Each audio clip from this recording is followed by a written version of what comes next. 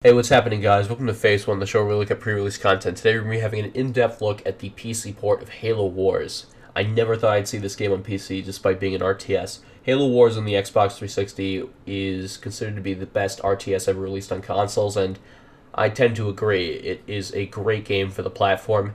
Now, there are some inherent issues with it being developed for console, and only for console, and then being ported to PC. But for the most part, this port doesn't seem slapdash or lazy. It has full mouse and keyboard support, which is nice, and a bunch of extra functionality like macro keys.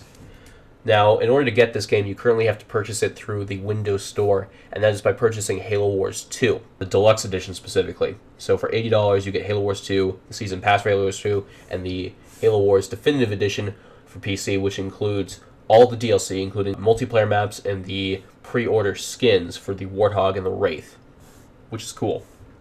Now, you can get this game later, either on the day of release for Halo Wars 2 or after the date of release for Halo Wars 2 as a separate purchase. So they're not doing a Call of Duty Infinite Warfare, Modern Warfare Remastered thing where Activision tried to sell Call of Duty 4 Remastered only through buying Infinite Warfare in the Deluxe Edition, which was like $80. I'm assuming this game's going to be like $20 or less when it comes out later. So for $80, I gotta say, though, if you want the game early, it is kind of a good value. But you have to be warned that the game is not going to be delivered to you immediately. You will have to wait. It took me about a week and a half to get my code for the early access version. That's something to bear in mind. Options menu. Controls, mostly fully rebindable.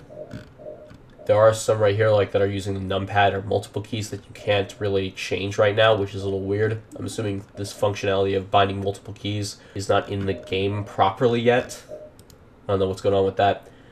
Audio. I don't know why the music's all the way down. I'm going to turn that up.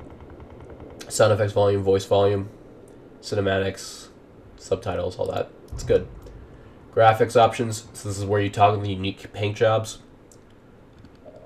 Not a lot of graphics options specifically, which is a little annoying, but I gotta say the game does run pretty well, so it's kind of hard to argue, and it does look alright. It feels like an HD remake of Halo Wars rather than a complete overhaul, but that's fine if they're not charging too much for it, although they are currently making you only purchase it through Halo Wars 2. Multiplayer is kind of dead right now.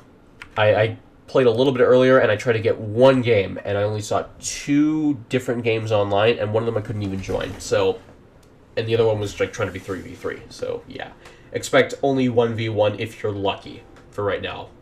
But everyone plays it for the campaign, which is totally fine. It's just that the story wasn't very good. I mean, some people might disagree with me on that, but it was kind of alright. But yeah, here are all the maps that you have access to. Now you might notice the difficulty saying automatic. So when you play a couple rounds of skirmish, and if you set it to automatic, it will determine your skill level, and it will apply that skill level to the AI. So you can have levels between like heroic and legendary, because a lot of people complain like, okay, legendary is too hard, but heroic's too easy. Well, there you go. You can get something a little bit in between there, which is nice. Campaign, of course, you have the theater mode, which you can look at all the pretty cutscenes.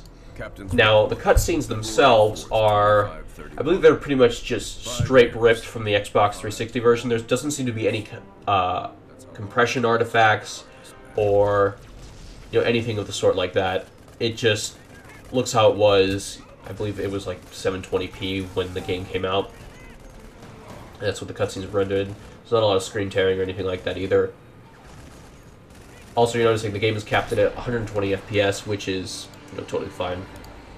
Would have been nice if it was 144, but hey, whatever.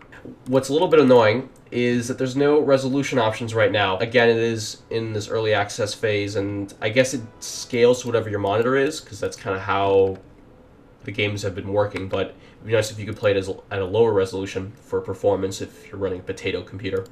But anyway, let's get into the game. Now, you can select from 2 different factions and 3 leaders per faction. Now, what's interesting with the PC port is that the Spirit of Fire submenu, which is where you can call down things like cryo bombs, UNSC, well, actually, that is the correct title, UNSC ODST units. I should have saved myself and just sounded smart. Carpet bombs, all that. From that menu, it's a little bit weird to control these items because it clearly wasn't designed for a mouse and keyboard. Meanwhile, when you try to control the Covenant, instead of getting a submenu with special abilities, you get to control a units like a Brute Chieftain and an Arbiter Elite, or one of those hierarchs.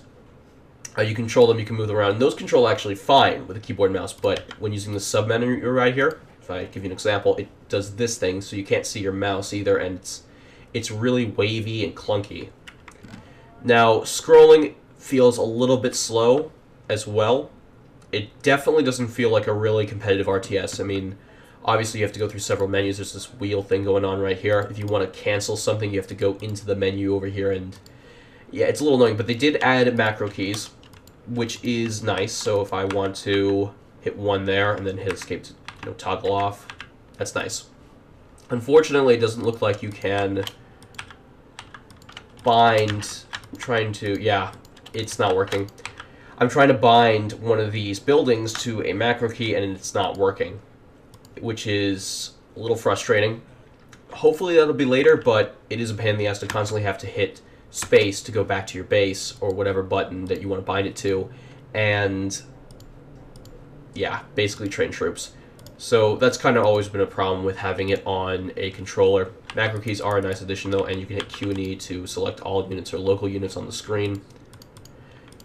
Aside from that, the game itself is a pretty slow-paced RTS. It's got the Halo theme, of course, and it's a good game, I gotta say. All flaws considered, that it still has some of its console growing pains coming over on PC. I am very interested to see what Creative Assembly is going to do with it, because that is being made with a PC port and an Xbox One port in mind. The problem is that, of course, designing it for controller is always going to hamper it a little bit. It's going to have a very unique design to it. Like, you're going to have to change a lot of the RTS elements. Like, it's not going to be like StarCraft, right? It's not going to have the ridiculous macros. Sometimes you just gotta get away from it all. Play a nice little relaxing game based on a familiar sci-fi universe. So that's pretty much it for Halo Wars 1, guys. Thank you very much for watching. It is currently under 10 gigs to download if you are interested, and it is currently available only through the Microsoft Store. I'll see you guys next time. Thank you very much for watching. I'm out.